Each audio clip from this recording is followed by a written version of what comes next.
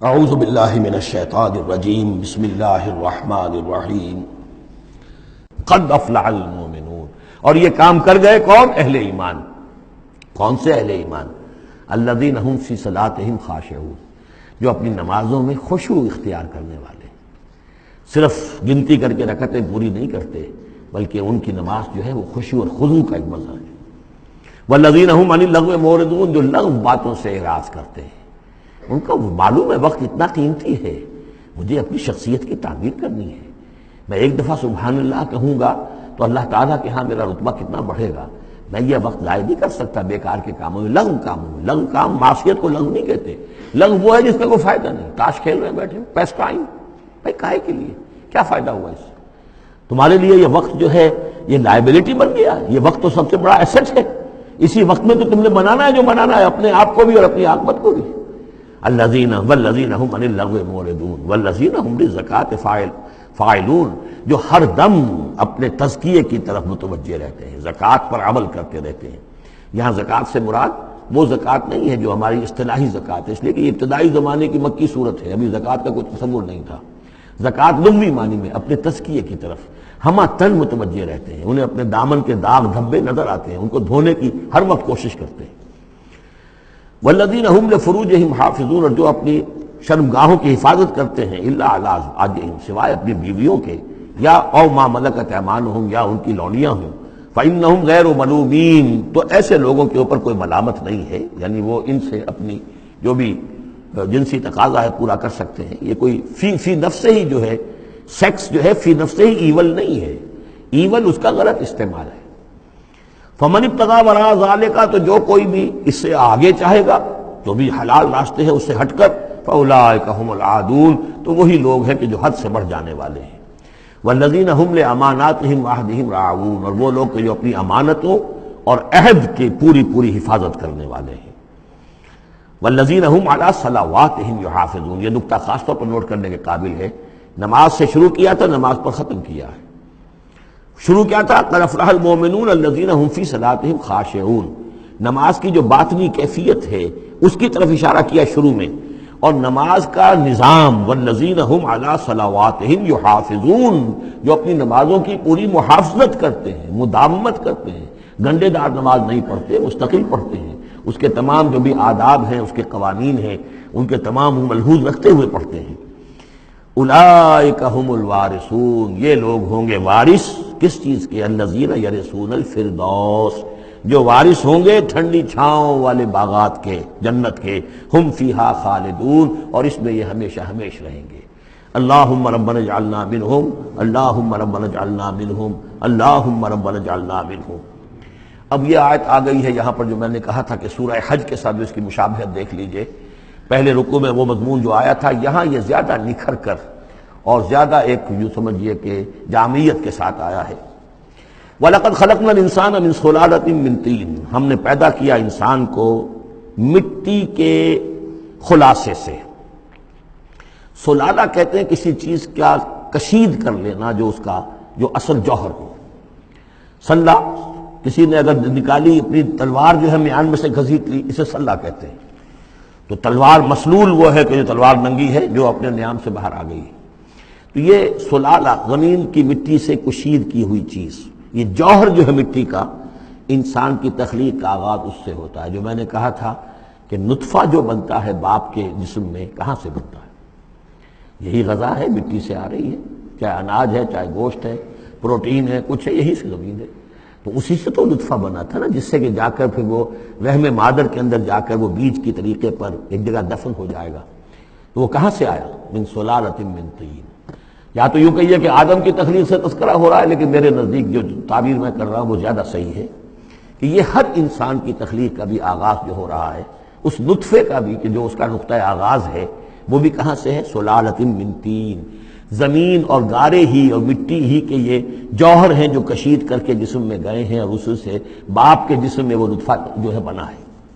ثم جعلناہ نطفۃ فی قرار مکین، پھر ہم نے اسے ایک بوند کی شکل میں ٹپکایا ایک ایسی جگہ پر جو بڑی مضبوط ہے، بڑی جمے ہوئے ٹھکانے میں۔ یوٹرس جو ہے، رحم جو ہے، یہ بہت مضبوط ایک آرگن ہے، اس کی دیوار جو ہے وہ بہت مضبوط ہے۔ اس کے اندر جا کر وہ بیج کی طرح پر دفن ہوتا ہے۔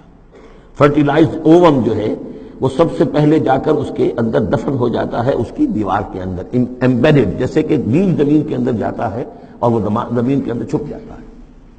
ثم خلقنا النطفۃ علقۃ، میں نے عرض کیا تھا کہ علقہ کا ترجمہ یہ بالکل غلط ہے جو ہوتا آیا ہے، اور اس کی وجہ یہ ہے کہ اصل میں جو ہماری جو بھی معلومات تھیں وہ ظاہر بات ہے مشاہدے کی بنا پر ہی تھیں، ابھی نہ تو کوئی ڈسیکشن تھی اور نہ کوئی ابھی مائکروسکوپ تھی کہ ان چیزوں کو سمجھا جا سکتا۔ تو چونکہ جب بھی کبھی کوئی فرض کیجئے کسی کا کوئی حمل ہے ابتدائی، وہ گر گیا ہے، تو نکلتا کیا تھا وہاں سے؟ جمے ہوئے خون کے لوتھڑے نکلتے ہیں۔ تو یہ سمجھا گیا کہ یہ جو پہلی شکل ہوتی ہے انسان کی جو وجود ہوتی ہے وہ رحم کے اندر یوٹرس میں، وہ جمع ہوا خون کا لوتھڑا۔ تو ترجمہ ہمیشہ یہ کیا گیا علقہ کا کہ جمے ہوئے خون کی پھٹک سے اور جمے ہوئے خون کے لوتھڑے سے، حالانکہ عین لام قاف کا کیا تعلق خون کے ساتھ ہے؟ اس سے لفظ معلق بنا ہے، متعلق بنا ہے، تعلق بنا ہے، علاقہ بنا ہے۔ یہ تو لفظ جو ہے اس کے معنی کیا ہے؟ تو اب معلوم ہوا ہے ہمیں کہ صحیح مفہوم کیا ہے، کہ جب پہلے تو وہ امبیڈ ہو جاتا ہے، وہ جو نطفہ ہے ماں کے رحم کی دیوار میں، پھر وہ اس سے نکل کر لٹکنے لگتا ہے اس کے ساتھ، دیوار کے ساتھ، جیسے کہ کوئی یہ جو ہوتی ہیں لیچز کہلاتی ہیں، کیا جونک، جیسے جونک جو ہے کسی کے ساتھ چمٹ جائے اور پھر وہ لٹکی ہوئی ہو، تو جونک کی طریقے سے وہ پھر رحم مادر کی دیوار کے ساتھ لٹک گیا، معلق ہے۔ اب یہ علقہ ہے، پھر اس علقہ سے فخلقنا العلقۃ مضغۃ، اس علقہ کو ہم ایک لوتھڑے کی شکل دیتے ہیں۔ یہ وہ جو میں نے جو کیتھل مور سے آپ کا حوالہ دیا تھا میں نے ابتدائی اپنے خطاب میں، تو اس نے کہا ہے واقعتاً گوشت کا ایک لوتھڑا لے کر اپنے منہ میں رکھا، تھوڑا سا کچا تھا گوشت، پھر اسے تھوڑا سا چبایا دانت سے، اور پھر نکال کے دکھایا کہ جو شکل میرے دانتوں کی جو شکل بن گئی ہے اس پر بین ہی یہی شکل ہوتی ہے انسان کے اندر ابتدائی ایمبریو کی، اسی طرح کے نشان پڑے ہوتے ہیں۔ تو گویا کہ یہ مضغہ جو ہے وہ وہی ہے، گوشت کا لوتھڑا کچھ نیم چبایا ہوا سا۔ فخلقنا المضغۃ عظاما، پھر ہم اسی مضغے کے اندر ہڈیاں بنا دیتے ہیں۔ فکسونا العظام لحما، اور پھر ہڈیوں کو ہم گوشت چڑھا دیتے ہیں۔ ثم انشأناہ خلقا آخر، پھر ہم اسے اٹھاتے ہیں ایک دوسرے ہی اٹھان پر۔ یہ ہے اصل میں قیامت کا حصہ جو ہے اس آیت کا، جس کو بہت کم لوگوں نے سمجھا ہے۔ واقعی یہ قرآن کا یہ اعجاز ہے، جب تک یہ چیزیں ابھی واضح نہیں تھیں لوگ گزر جاتے تھے، اور یہ کہ عام آدمی اب بھی گزر جائے گا، لیکن یہ کہ جب بات واضح ہوتی ہے تو معلوم ہوتا ہے کہ یہاں تو قیامت مثمر ہے۔ امام راضی جو ہے رک گئے ہیں سورہ حدید کی اس آیت پر آ کر، هو الاول والآخر والظاہر والباطن اعلم ان هذا المقام مقام غامض عمیق مہیب۔ اور اس دور کے کئی مفسرین قرآن کو میں نے دیکھا وہ وہاں سے ایسے گزر جاتے ہیں کہ جیسے وہاں کچھ ہے ہی نہیں۔ تو یہ اصل میں دیکھنے والی آنکھ سے متعلق ہے۔ اب یہاں غور کیجئے، یہاں فا اور ثم کا فرق دیکھیے۔ لقد خلقنا الانسان من سلالۃ من طین کے بعد آیا ثم۔ ثم سے جو وقفے آ رہے ہیں وہ پورے دور کے ہیں۔ اب وہ مٹی کا سلالہ جو ہے اس سے نطفہ بننا ایک مکمل دور ہے۔ ثم جعلناہ نطفۃ فی قرار مکین، پھر ہم نے اسے ایک بڑے مضبوط مکان کے اندر ایک بیج کی شکل کے اندر دفن کیا۔ یہ دوسرا دور ہے۔ ثم خلقنا، لیکن اس ثم کے بعد کتنے فا آ گئے ہیں۔ ثم خلقنا النطفۃ علقۃ فخلقنا العلقۃ مضغۃ فخلقنا المضغۃ عظاما فکسونا العظام لحما، 4 فا آ گئے۔ پھر آیا ثم انشأناہ خلقا آخر، ایک بالکل نیا مرحلہ ہے یہ۔ اور اس کی تشریح جو حدیث میں آئی حضرت عبداللہ بن مسعود رضی اللہ تعالی عنہ سے، جب یہ 40 دن نطفہ، 40 دن علقہ، 40 دن مضغہ، جب 120 دن ہو جاتے ہیں، 4 مہینہ، اللہ تعالیٰ فرشتے کو بھیجتا ہے اور وہ کولڈ سٹوریج جہاں اس کی روح تھی ابھی، وہاں سے اس روح کو لاتا ہے اور اس میں شامل کر دیتا ہے۔ اب یہ کچھ اور شے بن گئی۔ اب تک یہ صرف ایک حیوان تھا، انسان نہیں تھا۔ اب وہ حیوان انسان کے ساتھ وہ روحانی وجود انسان جو ہے جب لا کر شامل کر دیا گیا، ثم ينفخ فیہ الروح۔ لیکن اس حدیث کو بھی لوگوں نے سمجھا روح سے مراد جان ہے، حالانکہ ہمیں معلوم ہے کہ یہ جو 4 مہینے ہے تو کیا بے جان تھا وہ؟ معاذ اللہ، وہ تو جو مرد کا سپرمیٹوزوان ہے وہ بھی زندہ ہے، لیونگ ہے، ماں کا جو اووم ہے وہ بھی زندہ ہے، زائگوٹ ہے وہ بھی زندہ ہے، مردے کا تو سوال ہی نہیں۔ تو تو در حقیقت یہ زندہ تو یہ سب ہے، لیکن اس کے بعد اس میں جو روح پھونکی گئی، پہلے وہ صرف حیوان تھا، اب وہ انسان بنا۔